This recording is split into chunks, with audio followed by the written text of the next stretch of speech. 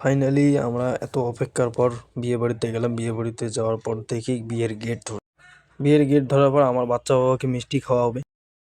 এই যে লোকটাকে দেখতে পাচ্ছেন, এই লোকটা খুব ভাগাড়ু লোক, মানে কতগুলো পান সুপারি একবারে খাইছে, খাওয়ার পর মুখে ভর্তি করছে। ফাইনালি মুন্সি সাহেব চলে আসলো, সাক্ষীদের সই নিতেছে, ওই যে লিখতে। তারপর আমার বাচ্চা বাবার তো আজকে খুশির দিন, ও একদম ভালোভাবে বসে আছে। ও সুন্দর, বাহ সাব্বাস, বাহ বাহ বাহ বাহ বাহ, একদম বড়িয়া তরফ সে बैठा है मेरे बेटे। তারপর আমি তো এখানে বসে আছি।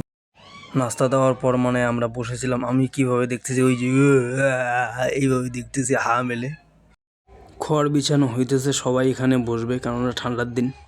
তারপর একটা মেয়ে এসে ওরকে মালা পরাচ্ছে, মেয়েকে পড়াচ্ছে, মালা পরানো শেষ, এখন ডাকতেছে, মানে জিনিসগুলো নিয়ে আসতে বলতেছে, এখন মালাও পরাইতেছে।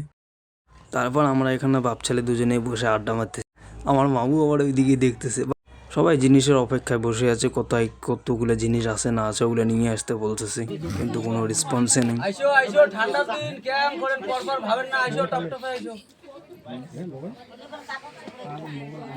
এগুলা হচ্ছে বিয়ের দান, মানে এগুলো মানুষ দিছে আর কি।